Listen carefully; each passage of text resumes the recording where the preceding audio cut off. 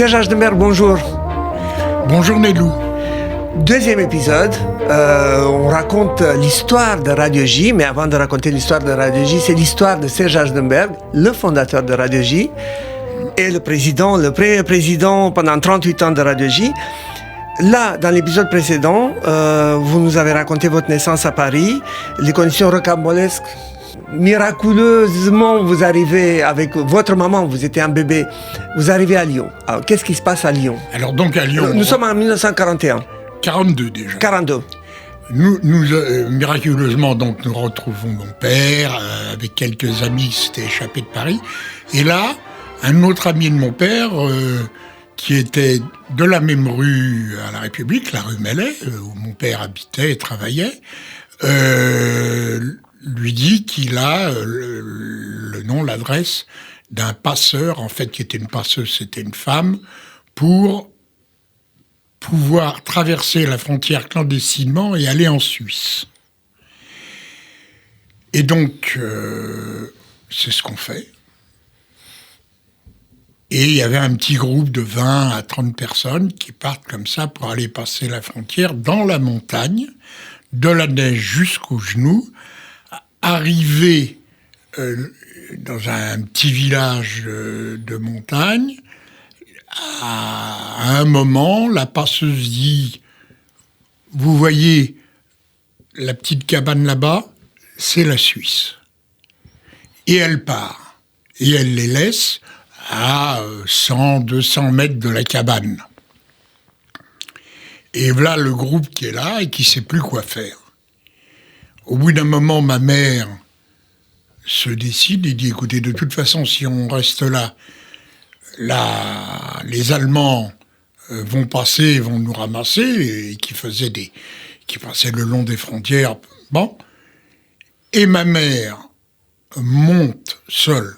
Elle me laisse dans les bras de mon père, et elle monte seule jusqu'à la fameuse cabane. Et elle est à quelques mètres de la cabane, et elle entend parler.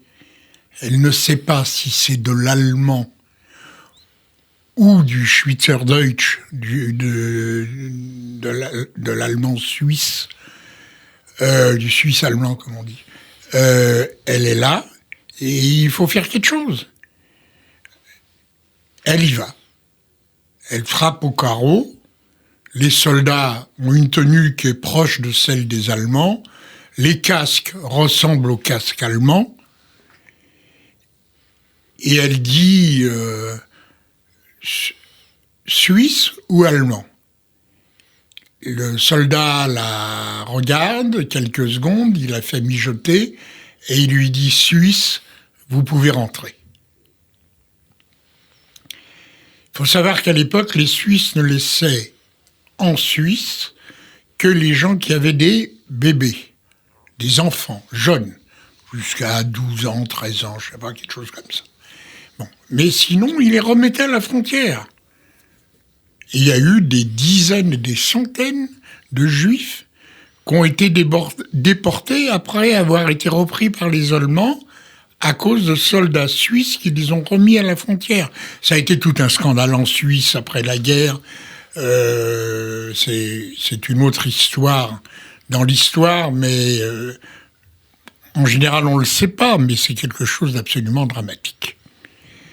Donc, je la fais courte, les Suisses séparent les hommes des femmes avec leurs enfants, ils laissent les enfants aux épouses, et ils mettent les hommes dans on appelait ça des camps, et les femmes dans d'autres, parce que ils devaient avoir peur que les hommes fassent de nouveaux enfants à leurs femmes. Et donc ma mère, et toujours moi dans ses bras, nous nous retrouvons à Montana-Cran-sur-Sierre, qui est aujourd'hui une ville très connue, qui était vraiment un village à l'époque, mais quand même déjà connu. Et mon père est dans un autre camp, par ailleurs, mais malgré tout, quelques mois, un an après, ils ont été réunis, et nous sommes restés là-bas jusque presque la fin de la guerre. Mais enfin là, au moment où les Américains, les Alliés, libéraient la France avec la résistance, Et il faut rappeler que ces camps n'étaient pas financés par l'État suisse. Non. C'était le Joint. C'était le Joint américain, l'organisation juive américaine, qui payait, qui donnait de l'argent. Ça n'a pas coûté d'argent aux contribuables suisses. Non, au contraire même, je dirais, parce que les hommes notamment travaillaient sur des chantiers qui n'avaient rien à voir avec les réfugiés que nous étions. Par exemple, mon père a travaillé sur le premier téléphérique qu'il y a eu de construit à Montana. Oh, il devait toucher 3 francs 6 sous, hein, rien du tout. Hein. Et il a travaillé... Non mais l'essentiel, c'est que vous avez eu la vie sauve et que des milliers de juifs bien évidemment. Bien sûr. Malgré tout, on était chez eux vivants pendant que 74 000 autres juifs de France ont été tués et que 6 millions ont été tués dans toute l'Europe. Donc, mais voilà. il y avait quand même des petits trucs qui, c'était pas si simple que ça.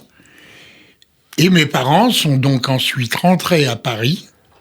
Et la vie a repris. Mon père a commencé à travailler, puis il a monté ses propres affaires. Au début, il travaillait pour le compte il était ce qu'on appelle ouvrier à domicile, on appelait ça comme ça. Et après, il s'est installé et les choses ont avancé. Donc, votre enfance, les études, les années 60 ? Oui, je suis à l'école communale qui est près de l'école centrale. J'étais pas à Centrale, j'étais à côté. Et ensuite, j'ai été Quartier de la République ? Oui, quartier République, oui.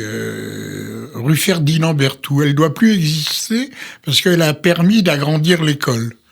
C'était une toute petite rue, elle a été fermée des 2 côtés et elle est devenue partie intégrante de l'école. Et après, j'étais au lycée Turgot, rue Turbigo. Et après, j'ai fait une école de commerce de la Chambre de commerce de Paris. Premières années de militantisme ? Alors, les premières années, vraiment pratiquement en même temps, parce que la situation était comme ça. Premières années de militantisme à la LICA. On disait LICA, pas l'ICRA, le R a été mis plus tard.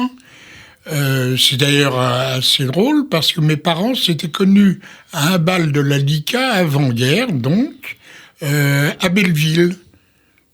C'était un quartier juif. C'était un quartier juif et bon, ils s'étaient connus là-bas. C'était assez drôle. Donc, j'ai été à la LICA, j'ai été responsable des jeunes de la LICA, j'ai été secrétaire général adjoint de la LICA. C'était du temps où le président était Bernard Lecache, qui était le fondateur. Bon, l'histoire de la LICA, c'est une autre histoire qui mérite d'être racontée autrement. Je suis parti à l'armée. J'ai fait 3 ans d'armée à Paris. Et ensuite, je me suis marié. Et j'ai toujours milité. Et j'ai habité Lyon pendant 2 ans. Je suis revenu à Paris. Et là commence la grande histoire du militantisme en même temps que ma vie professionnelle. Fin de ce 2e épisode, Serge Ajdansberg. On se retrouve très bientôt pour le 3e épisode. Et je rappelle, c'est l'histoire de Radio J qu'on raconte. Et on a commencé avec l'histoire de votre vie. Serge Ajdansberg, à très bientôt. À très bientôt. Merci, Nelou.